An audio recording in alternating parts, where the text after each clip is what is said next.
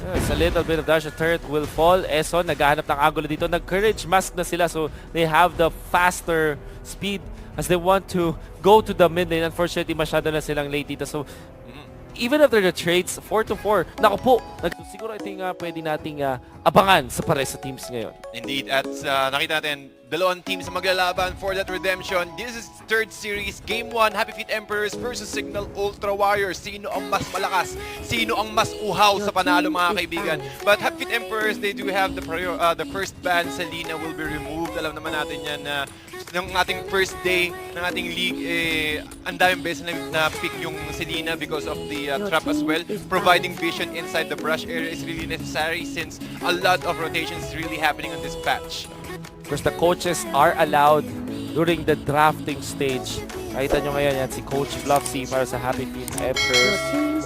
Sa kabila, of course, sorry, for Cignal Ultra Warriors, Happy Feet Emperors, they will ban out yung Cho alongside the Selena. Selena, isa sa mga successful na heroes for sure, the Cignal Ultra Warriors. We know na championship caliber din ang pick na to para sa team. So Happy Feet Emperors, ayaw na lang magulat. Di ba Nakadja, like you said, sa mga priority ban ng mga teams ngayon. Indeed, and also the Harriet, alam natin yung Harriet, even though na-nerf siya previously, tingin ko hindi na nagkakailangan ustan eh. It's all about using your Zaman Force to dish out structural damage on Tier 1 on the Tier 1 turrets and also capitalizing on your map advantage. Yeah. So first pick naman sa Happy Feet Emperors, alam natin na Grok is really good when it comes to isolating heroes using the Guardian's Barrier, especially most of the time is nangyayari yung mga pick-offs sa loob ng jungle area.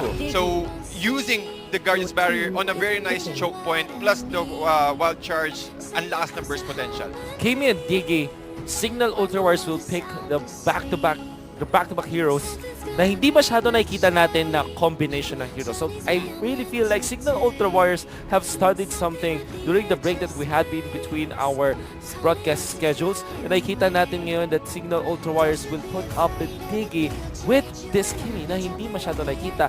Like we said, this Harley is such a priority pick for Happy Feet Emperors, enough to put it at the first set of picks. Second pick siya ngayon on top of the Thams. I'm not sure if this Harley can bring Happy Feet Emperors a good victory dahil una sa lahat, maaga masyado yata napili. And pangalawa, I think Harley is not that good in the meta just because of the fact na pwede siyang i-counter ng mga players. But of course, kapag kabisado mo nga naman yung Harley, siguro iba nga namang klase yung pwede mong maibigay. Pati medyo delikado rin siya kasi merong reverse stem din si Diggy. And the way Cignal Ultra Warriors were able to draft this one out, nag-secure agad sila ng Kimi plus the Diggy. Diggy, the time bomb, at least dalawang time bomb lang sa first sa first wave, clear out agad yun. Exactly. Bibigyan sa Kimi. With that, mas mabilis ang rotation ng Cignal Ultra Warriors and also utilizing the Franco while in their favor. So they have the advantage when it comes to the brushes. Oh yeah. Yung gang potential mas mataas. Definitely. I think yung brush dito is already a problem for Happy Feet Emperors, like the vision, because of the fact na merong ang Diggy bombs na pwedeng magabak and also of the Franco na pwedeng maghatak out of the vision zone. Also have to take note, dahil sinabi mo na bilis sila mag-clear ng wave because of the Kimi, because of this Diggy, also have to take note na kapag gusto nyo na mag-invade, meron kang Franco na pwedeng mag-reset nung kalaban, reset nung jungle buff, which is so annoying to face. Indeed. Kasi isipin mo yun, kung sakaling hindi mo makuha, kung sakaling hindi mo mahatak yung hero, mahatak mo yung creeps. Which is, ang daming oras na kaya mong ibigay para sa team mo. Exactly. Kung parang sinayang mo yung oras nung hero na kumukuha nung buff na yun for at least 30 seconds, which is a lot when you play sa MLBB. Sobrang laki talaga. I love this ka dito, pick mula sa Cignal Ultra Warriors. Imagine kapag tatalon kasi di ba yung Harley with the Deadly Magic combination, what you normally do is to jump in, syempre with your Space Escape, and then syempre kailangan mo pa maghintay ng cooldown bago ka makaalis doon.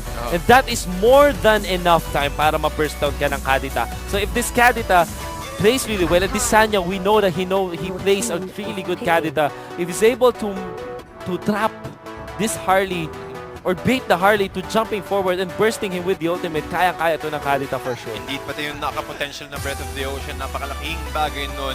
So at least, buy a lot of time for the rest of Cignal Ultra Warriors to respond sa mga gagawing aggression ng Happy Feet Emperors. But then again, let's talk about Happy Feet Emperors here. They have the Hanzo. The Hanzo, alam na natin yan, blue buff steal, ang laki ng potential nila for early aggression. Again, with the help power of nature from the Grok and also the steal from Hanzo, baka maubusan ng blue buff ang Cignal Ultra Wars dito. At kailangan na talaga i-capitalize yung ganitong klaseng aggression early game para at least makakuha nila get that early momentum against Cignal Ultra Warriors. So this is such an amazing pick. Aljus, ang kanilang pinili instead of the Leomord. What does it give them? It will give them that vision sa Hanzo. No matter what happens, alam ni Aljus kung nasan yung main hero ni Hanzo. And this Hanzo will not have a good time dahil lagi siyang pupuntahan ng Aljus whenever the ultimate is available. This game might be late, but come to a late game. Kasi I think that yung lineup ng para sa teams, they wanna transition into the latter stage of the game. Hindi naman siguro sobrang late, but I think that 16 minutes at least. 16 minutes at least. Which will then put the Cignal Ultra Warriors, the Combat Kings, to their familiar play. Gustong-gusto nila na mabagal ng laro because that's how their tempo is. Yung tempo nila hindi mabilis, mabagal yung tempo nila. That's why they want this sort of lineup, and I think that they will be super comfortable with this. Indeed. So, ang kailangan gawin ngayon ng Happy Feet Emperors dito is, again, control the momentum, invade the jungle of Cignal Ultra Warriors, capitalize on their advantage if they were able to get that.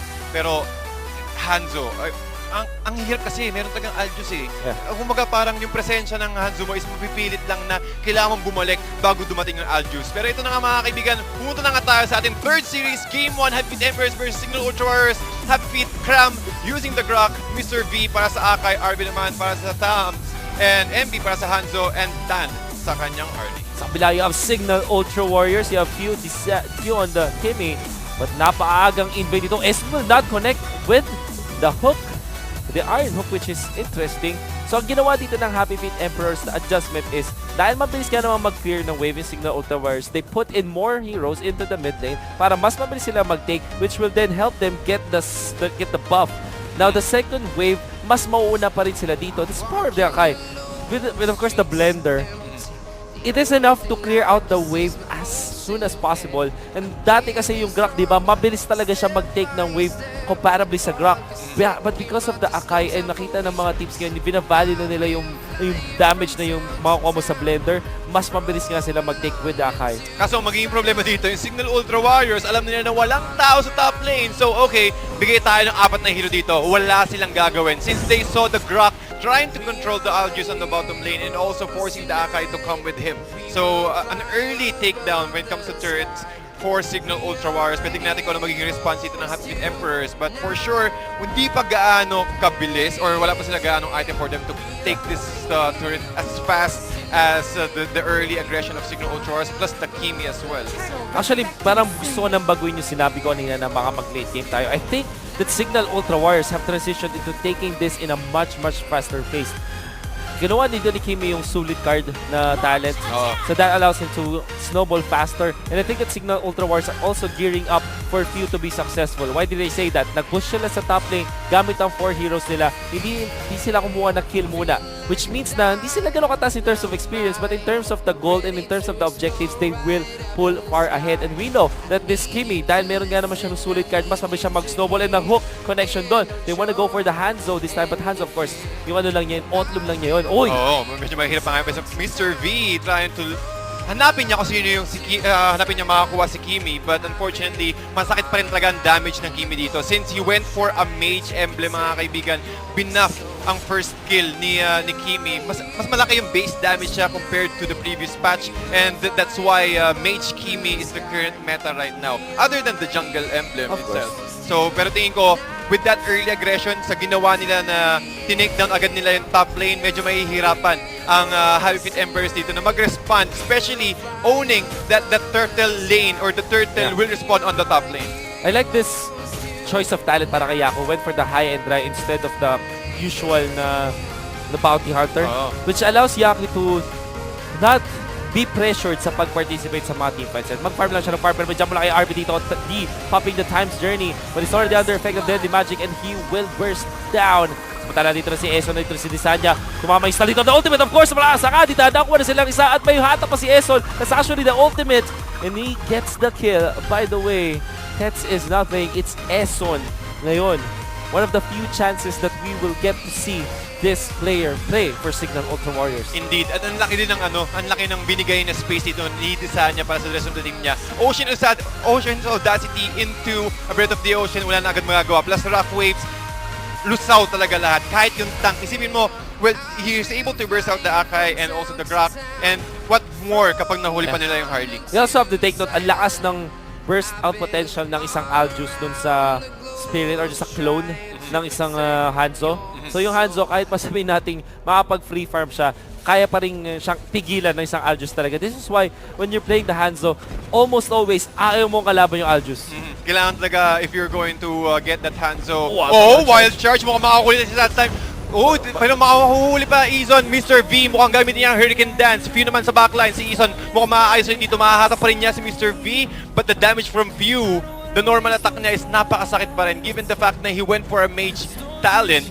At again, Cignal Ultra Warriors able to get that exchange, 2-for-1 exchange. He might be able to get another turret here in the top lane. Kontrolado plus the time bomb and also the reverse time. Hindi pa rin sila tapos. Si Tan naghahanap ng isa pang kills. He's able to take down Few. Pero si Tan, meron siyang blue buff, so he might be able to take down another hero here on the side of Cignal Ultra Warriors. Plus the poker tricks. Reverse time will be used in his favor, but unfortunately the damage has been dealt while exposing the middle turret for Cignal Ultra Warriors. So nakakuha na Tore ang Cignal Ultra Warriors sa may mid lane, tapos nakakuha rin sila ng tier 2 turret dun sa may top lane in exchange for 2 kills. Is that a good trade? I think it is. At this early stage, hindi pa ganun ka punishing ang mga kills sa mga cores. Let alone kay Few na meron siyang solid card dito. So talagang kaya niya makakuha. Makabawi na napakadali even after that kill. Makakahabol talaga yan. You have to take note back during sa finals ng championship run, I mean, ng Cignal Ultra Warriors, sumikat yung Few na Kimi ni Few. So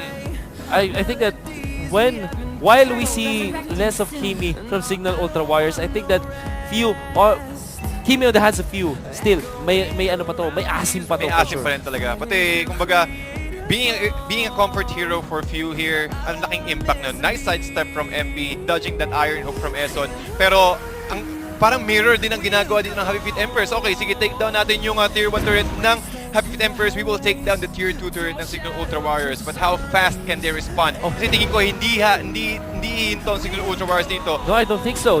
They have the Kimi. They can easily push this. For sure.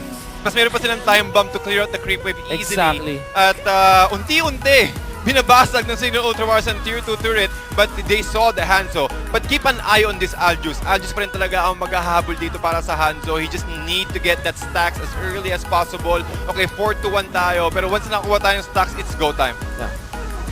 It's a little bit of dash. The turret will fall. Eson, naghahanap ng angulo dito. Nag-courage mask na sila, so they have the faster speed as they want to go to the mid lane. Unfortunately, masyado na silang late dito. So, even after the trades, 4-4. Naku po, nagkamali yata ng pasok dito si Clam. Nahuli na si Eso dito, kinagat na siya at patay na nga yung Grok. It comes the ultimate from the Karin as well. Time journey committed, but Few will fall. It comes the Aljus, papunta sa likod. Gusto niya si Tan, usang smack sa baba. Naku, napatay na nga niya.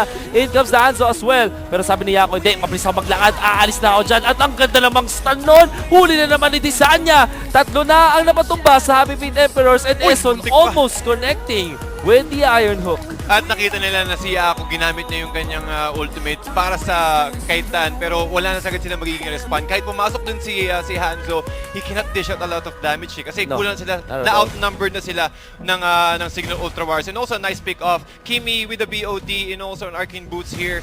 At tingin ko mukhang kukuha pa siya ng isa pang lifesteal item dito. Baka mag-Ice Queen 1 na si Few looking at these current items here. What we're seeing is a little bit of lead para sa Cignal Ultra Warriors. 3,000 ang kanilang lamang after that engagement. Napatay agad doon si Few. Pero the thing with the Harley kasi, it's almost an all-in type of hero sa professional matches. Like sa pub, siguro pwede pa natin sabihin na pwede siya magpitas-pitas. But during 5v5 engagements, medyo all-in ka. Kasi if you pop your Deadly Magic, you have to focus on that hero. Otherwise, sayang yung Deadly Magic mo. That's why, even when they were able to kill a Few, ang laki nung kanilang ibinayad para dun sa kill na yun. Hindi, they were able to kill off 1, but they lost 3 in exchange. At mukhang makakopas yan ng isa pang turret dito sa bottom lane. It comes the initiation, reverse time, into a reverse journey. Oh, the rough waves will also hit. They were able to take down the Grok. Pero si Tan, mukhang nasa backlines. Unti-unti nilang buhay niya. Rough waves, hindi tatama. Pero ito na si Yako. Gigil with the sprint. Si Tan kailangan tumakbo with the stun as well. Mr. V, mukhang hindi ata makakatakas dito. Ason, were able to take the front lines damage. When this is a tier 3 turret exposed on the hands of Cignal Ultra Wars. So mukhang hindi yata tayo aabot ng 16 Hindi minutes. nga yata Kuya Wolf. tayo late game dito. Dahil dun sa itemization, that's choices of talents dito ng Cignal Ultra Warriors, nagbago bigla yung landscape natin. We know already that they have the advantage during the early game. Sulit card para dun sa Kimi, allowed them to have an early item. At parang paano nila nagawang with Emperors, yung ginagawa ng Cignal Ultra Warriors. But we know na yung advantage talaga will always side on Cignal Ultra Warriors because they have so much early game. And Yaku as well went for the high and dry, which meant na hindi talaga siya mag-aabang ng late game. Rock and roll talaga to whenever a clash actually happens. Oh, pati nakita natin yung itemization dito ni D at ni Yako, meron silang wooden mask. So again, the funneling factor ng wooden mask ng bagong roaming item dito is being utilized as perfect as they can. And also there's another courage mask here for Eson. Kaya sobrang bilis nila mag-rotate eh. Yeah. Pop lang ng courage mask with the additional movement speed and also attack speed, they're able